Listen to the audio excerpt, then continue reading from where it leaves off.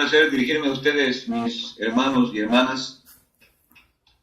Les voy a presentar un tema que debe presentarse, porque lo he estudiado, analizado meticulosamente y he encontrado que encierra toda la verdad que muchos tratan de ocultar por motivos personales. Y me refiero a la campaña o propaganda de desinformación. En primer lugar, vamos a definir qué cosa es propaganda. Propaganda, de acuerdo a Wikipedia, es una divulgación o difusión de información, ideas u opiniones de carácter político, religioso, comercial, etc., con la intención de que alguien actúe de una determinada manera, piense según unas ideas o adquiera un determinado producto. La manera más eficaz de convencer a una persona o grupo de personas es a través de la propaganda. Es decir, los propagandistas presentan su propuesta política o religiosa a través de la propaganda. Vamos a tratar, con la ayuda de Dios y de manera breve pero sucinta, presentar cómo se corre una propaganda de desinformación en todos los niveles, tanto a niveles políticos como religiosos. Primero, en el nivel de información política que aparece en las noticias CNN, CBS, otras noticias Univisión, con relación a un tema que voy a tratar. Hay muchos temas que corren en las noticias cuyo objetivo es la desinformación. El propósito, como repito, no de informar, no es decir la verdad, sino de lograr una imagen de modo que convenza a las personas de comprar o adquirir ese producto, ya sea político o religioso. La primera parte tiene que ver con la propaganda de carácter político. Un incidente que ocurrió en Las Vegas, Nevada, eso fue el día 2 de octubre, un domingo, a las 10 de la noche, se estaba celebrando un festival de música, de country music, música campesina, que le gusta mucho a los americanos, en las afueras de un hotel, Mandalay Hotel, casino, resort and casino. Las noticias reportaron que un francotirador acostado en el piso 32 del Hotel Mandalay comenzó a disparar mansalva a las gentes que estaban congregadas allí, produciendo más de 50 muertos y 400 heridos, en la masacre más grande registrada en la historia a este momento. La campaña, a partir de ese momento, comenzó a rodarse una campaña. Primero, la información original, la cual yo escuché, y le puedo por eso hablar, porque yo me fui testigo, escuché y vi las noticias a través de la televisión, era que había sido acreditada esa matanza por un grupo llamado ISIS. Y el autor fue apuntado Stephen Paddock, supuestamente un psicópata que tenía intención de matar a varias personas, según se reportó en la prensa, y comenzó entonces a robarse las noticias y noticias que se contradecían a sí mismas. Pero, en resumen, la información que les presento la considero de carácter fidedigno a través de David Hodges, un periodista independiente, lo cual reporta algo que yo mismo he analizado, lo vi y lo analicé a través de las noticias y los videos, y tiene una gran información. Y es que se trata, él dice claramente que era un operativo de la CIA. Bueno, le sorprenderá a muchos. Y que tenía como objetivo un orden mundial. Es decir, que este señor Stephen Paddock era un agente de ISIS, estaba envuelto en tráfico de tráfico de drogas, de tráfico de armas y tráfico de jovencitas de las Filipinas.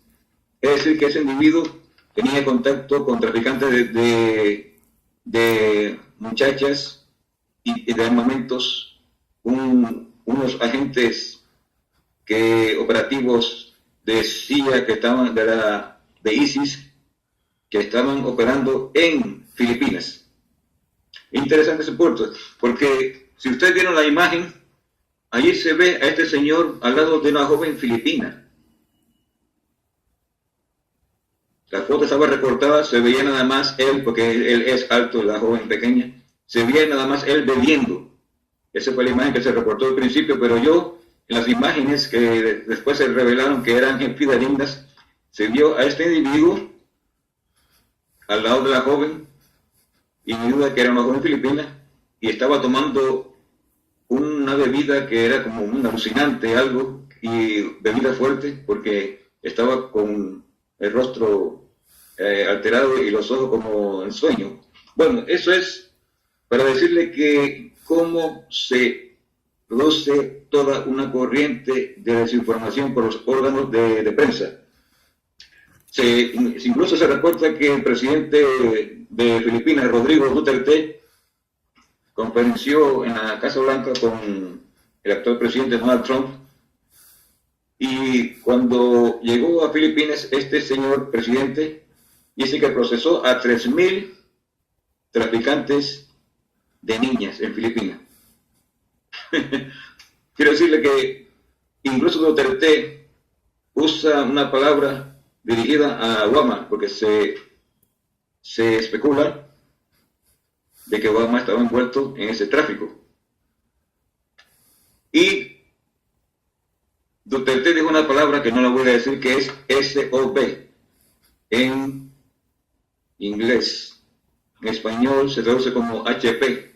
Ya ustedes deben saber el significado de esos símbolos. No quiero pronunciarlas por respeto a los televidentes y personas que están escuchando este video.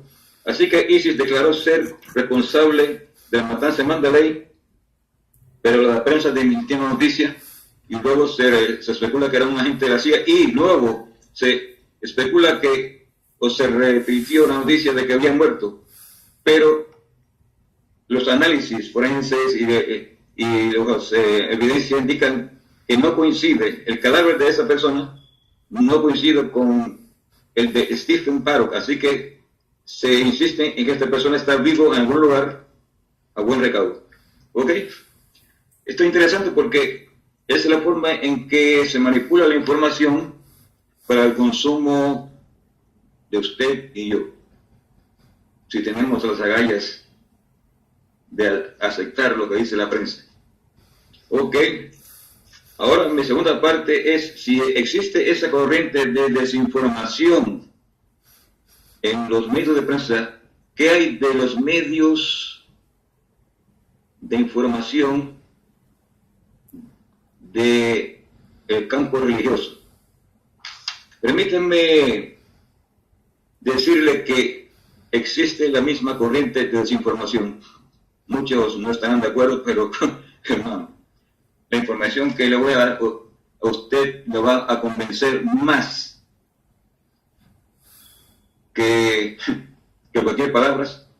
Van a escuchar los hechos, van a escuchar las palabras de este autor, la persona que él mismo se constituye un agente de desinformación, un agente en favor de la estructura organizativa religiosa. Un sujeto que tiene una gran popularidad en los medios hispanos religiosos, y que las personas lo siguen a él al pie de la letra sin consultar si lo que dice es un así dice Jehová. Nosotros debemos consultar un así dice Jehová y no seguir lo que dice un así dice tal fulano. Desgraciadamente las personas siguen a lo que dice tal fulano porque es más fácil seguir lo que dice tal fulano que romperse los sesos, estudiar la Biblia. No, esa Biblia, oh, por favor, la Biblia, muy pesada, muy... Y en eso consiste la trampa, en que Satanás nos ha alejado de la Biblia para que depositemos nuestra confianza en seres humanos finitos. Ok, les voy a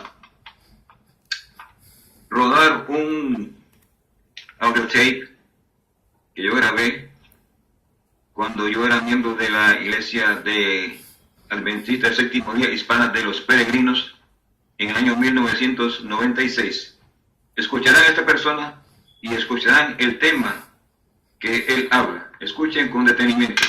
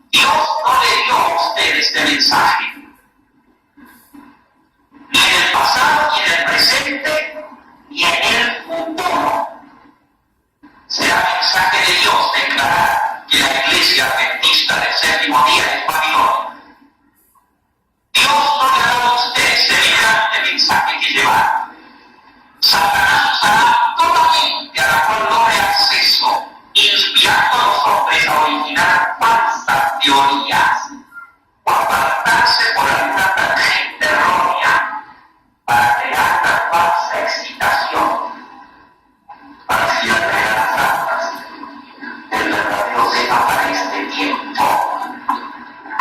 Presumo que algunos podrán ser engañados por su mensaje, porque están llenos de curiosidad y deseo de alguna cosa nueva.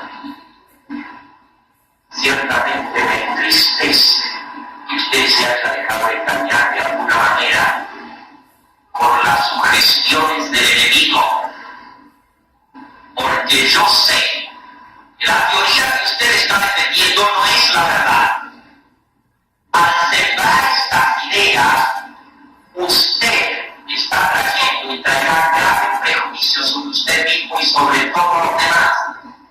No trate de interpretar mal, de torcer y pervertir los testimonios para justificar cualquier mensaje de semejante error. Muchos han pisado este terreno y han producido mucho daño en la iglesia.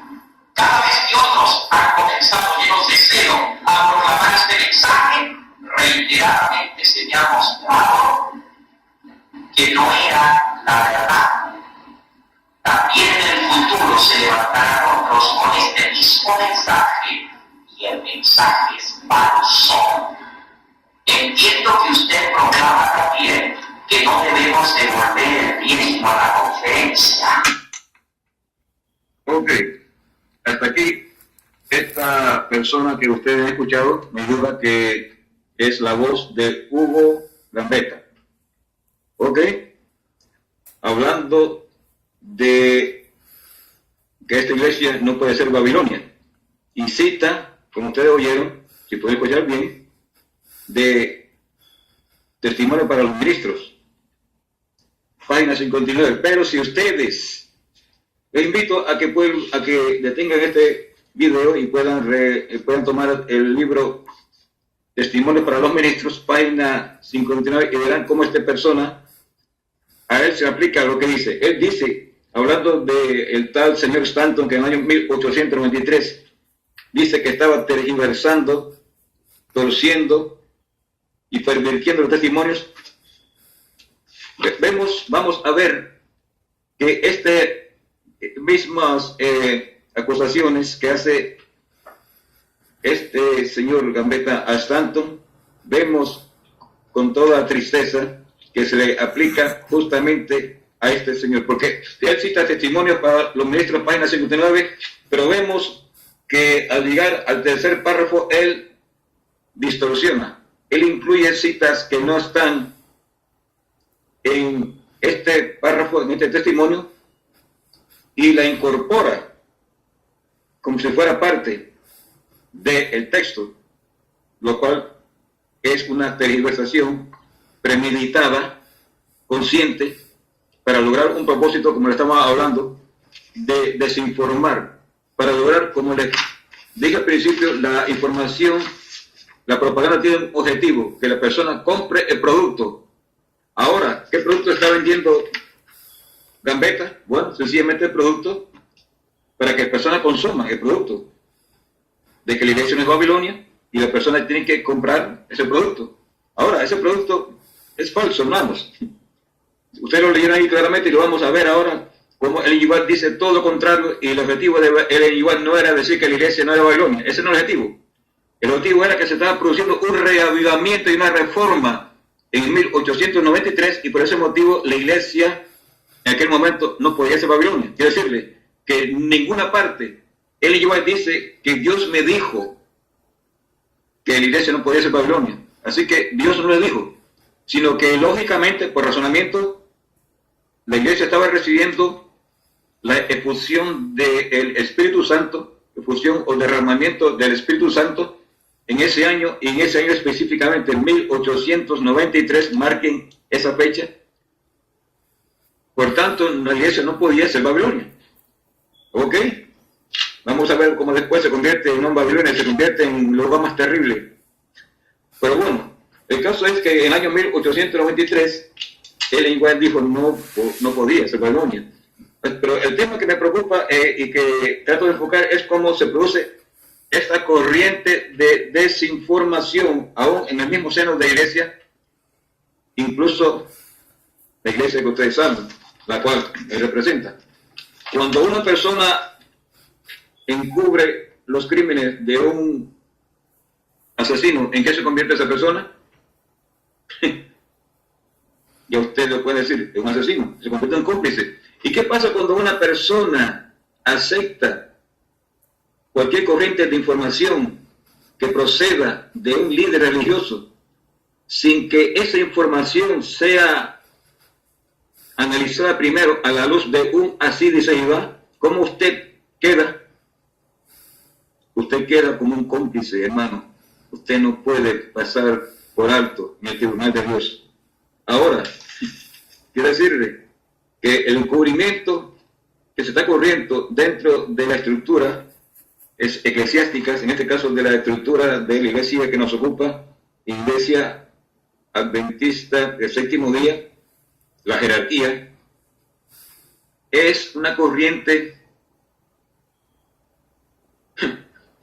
satánica, no tengo otro nombre, una corriente que envuelve el ecumenismo, el nuevo orden mundial, y esta persona, para mí, hermano, no es inocente. Él está envuelto, es un agente consciente de lo que está ocurriendo. ¿Cómo es posible que un pastor de esa categoría no sepa de esta categoría, no sepa el significado de lo que está diciendo y el mensaje que brinda? ¿Cómo distorsiona este mensaje? ¿Cómo es posible? Lo vamos a ver ahora cómo distorsiona. Ahora, él viene, en esa época, en 1996, de un proceso de depuración, porque él era presidente de lo que se llama los ministerios, coordinador de la obra hispana en la conferencia de los lagos. Y ustedes deben saber que hubo un proceso de depuración y se le encontró a él envuelto en participación con ciertos ministerios adventistas del séptimo día independientes, por lo cual la conferencia lo llamó a contar. Y si ustedes vieron el video, yo lo vi, él allí usa el texto ecuménico de Juan 17, que todos seamos uno. Es decir, la persona que vieron que ellos no pueden captar el mensaje, pero yo que soy un experto en cuestiones del nuevo orden mundial, capté el mensaje, porque incluso el Papa Juan Pablo II publicó una encíclica que llamaba que seamos uno, un llamado a la unidad cristiana del mundo cristiano, incluso el mundo cristiano, fuera del catolicismo.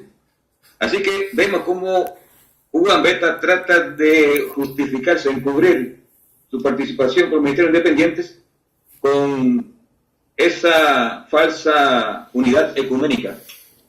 ¿Ok? Pero ahora vamos a ver lo que dice Ellen G. White. ¿Será cierto que lo que dice que Iglesia de Babilonia? Hay un testimonio de Ellen G. White que yo traduje y que es del año 1893. Dice, eso está publicado en la Adventist Review, en Review Herald, noviembre 8 del 1956, ¿ok?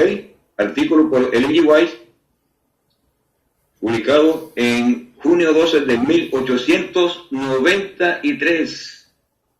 Así que todos los manuscritos y todas las referencias a que no puede, si es babiloniano o no, de Ellen G. White, se refieren a ese año y únicamente a ese año 1893.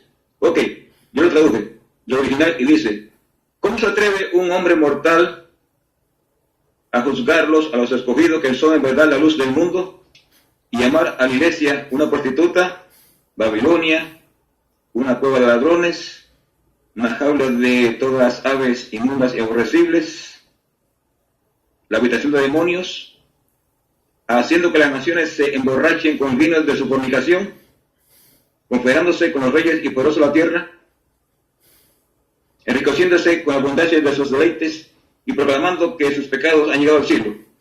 Este es el mensaje que debemos llevar los adventistas del séptimo día.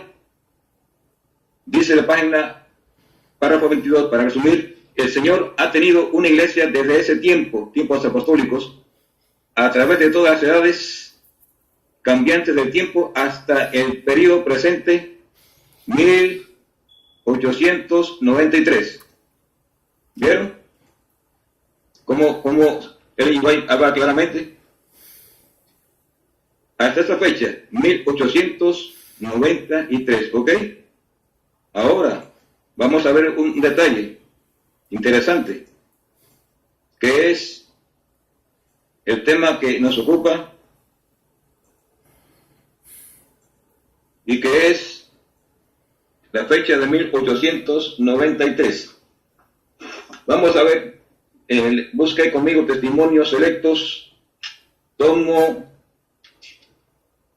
el tomo 1.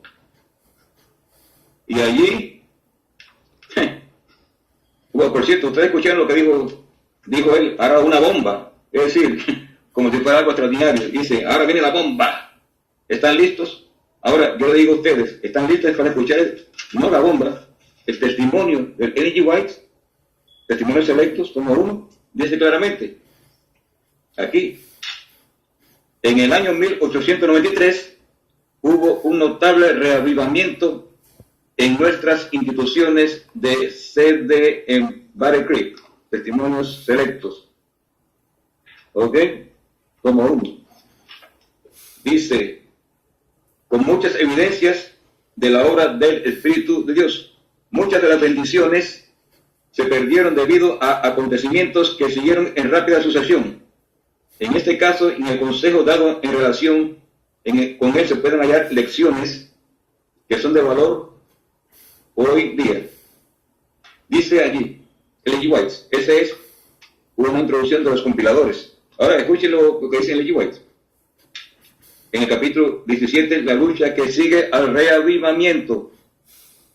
La lucha que sigue al reavivamiento. Después del derramamiento del Espíritu de Dios en Battle Creek, quedó demostrado en el colegio que una ocasión de gran luz espiritual es también una ocasión de tinieblas espirituales equivalentes. ¿Está oyendo?